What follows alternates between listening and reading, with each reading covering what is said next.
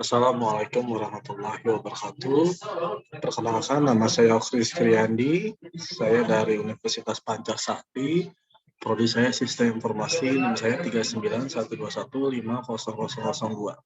Baik, saya di sini akan mempresentasikan mengenai pengertian dari hipotesis.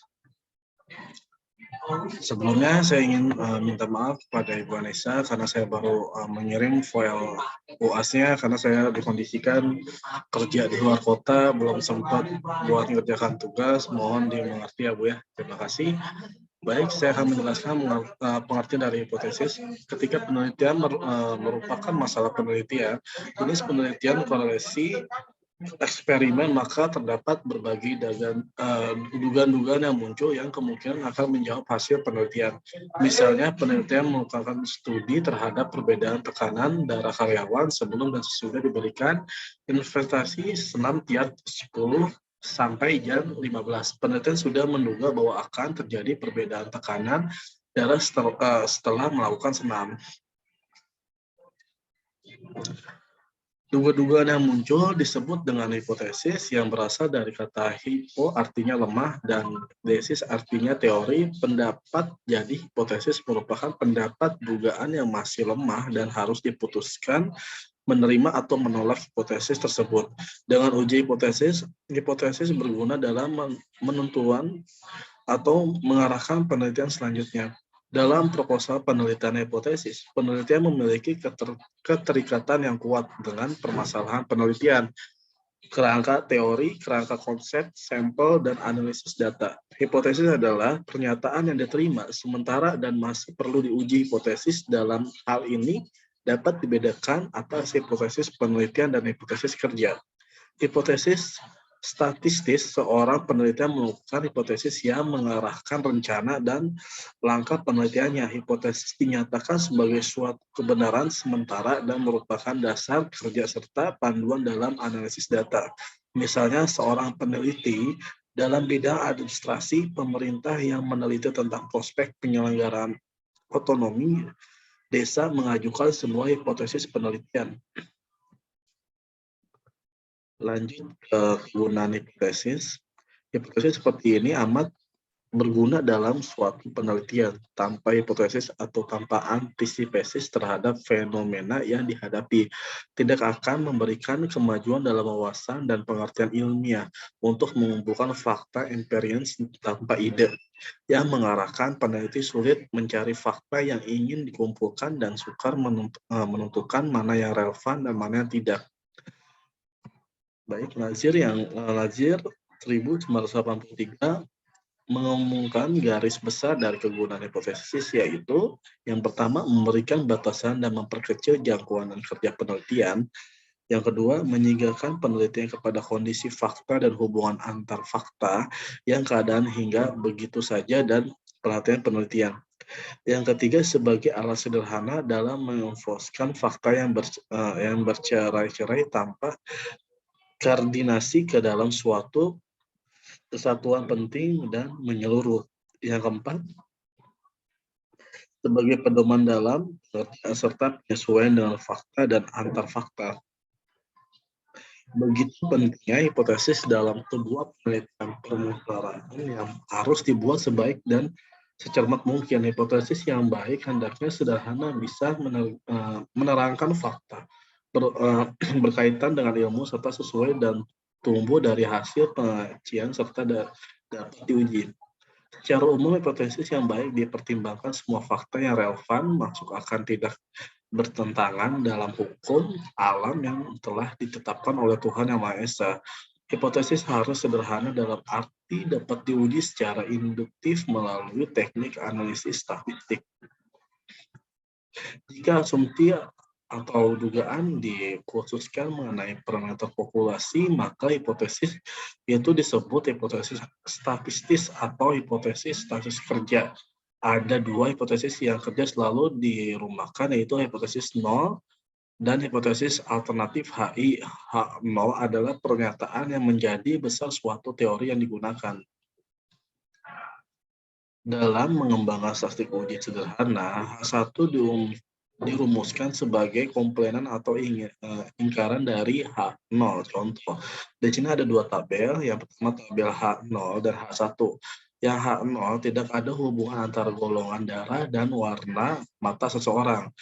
Di tabel yang H1 adalah hubungan antara golongan darah dan warna mata seseorang. Di sini kita bisa membedakan H0 dan H1.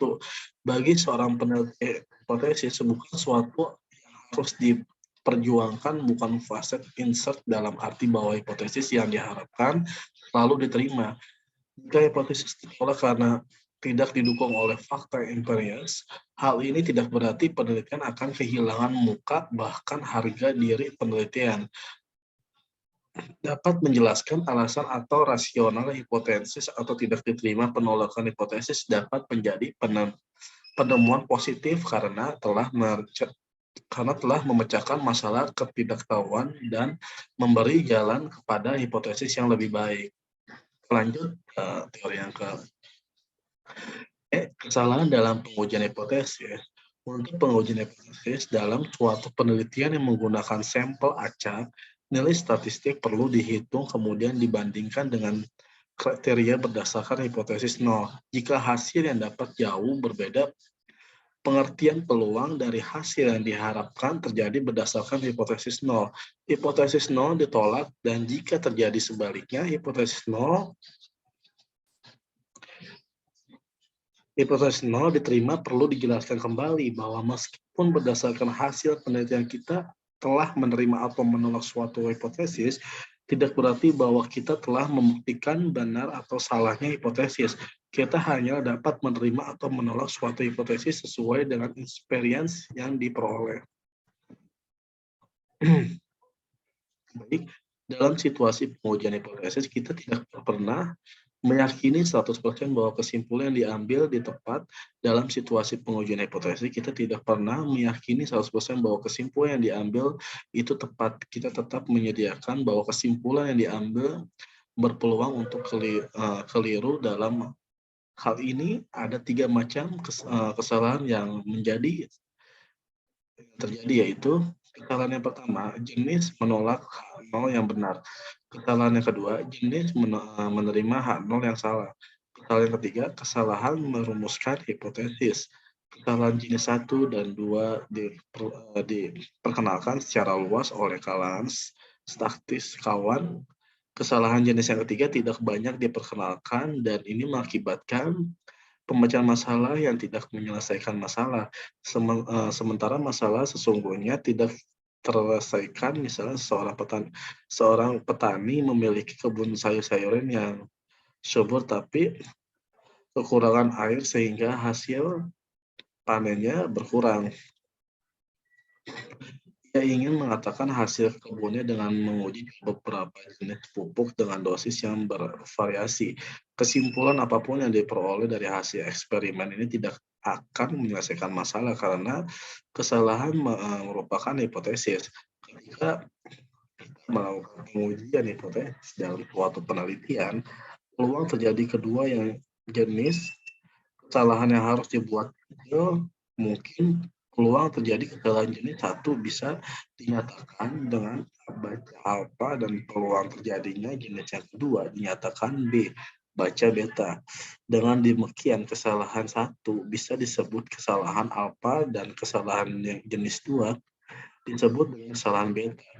Besar kecilnya alfa dan beta yang dapat diterima oleh pengambil keputusan tergantung kepada risiko yang terjadi pada kesalahan tersebut. Nilai alfa dan beta adalah bilangan antara 0 dan 1 yang dinyatakan dengan angka desimal, namun banyak orang yang juga menggunakan angka. Jadi penelitian misalnya 0,05 dinyatakan dengan 5%. Kedua cara ini matematis tidak berbeda, sehingga penggunaan dua cara itu dalam praktik juga dapat menimbulkan masalah kesenangan dan serela tanpa penggunaan menentukan contoh kasus. Apakah dosis obat yang bisa digunakan 50 mg masih cocok dengan situasi sekarang? Kesalahan jenis 1 yaitu menolak HO yang benar kuasinya Konsekuensinya kesalahan ini berarti dokter akan menaikkan dosis obatnya yang sebetulnya tidak perlu, akibatnya pasien kelebihan dosis. Kesalahan kedua, yaitu menerima H0 yang salah. Dalam hal itu, dokter tetap menggunakan dosis lama, sementara penyakit membutuhkan dosis lebih. Akibatnya pasien tidak sembuh berobat.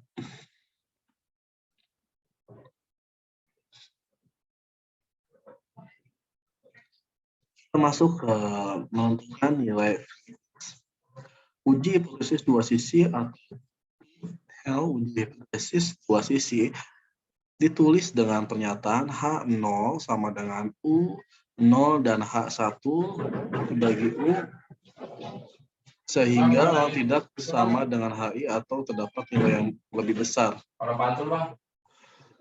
atau lebih kecil dari batas krisis di gambar di bawah terdapat di daerah penularan hipotesis 0 dan secara statistik disebut pengujian dua arah atau dua pihak.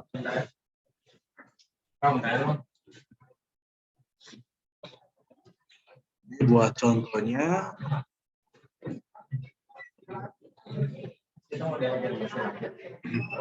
Ini buat contohnya.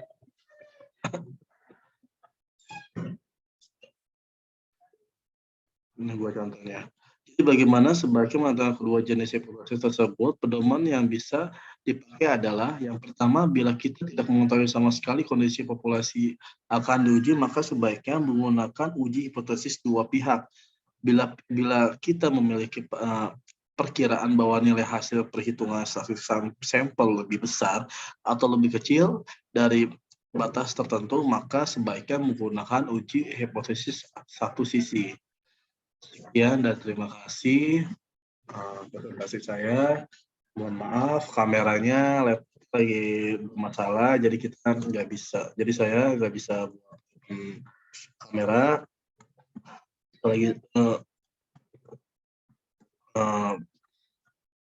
Sekali lagi mau minta maaf kepada Ibu Anissa karena baru dikirim filenya. Tolong dimengerti. Wassalamualaikum warahmatullahi wabarakatuh.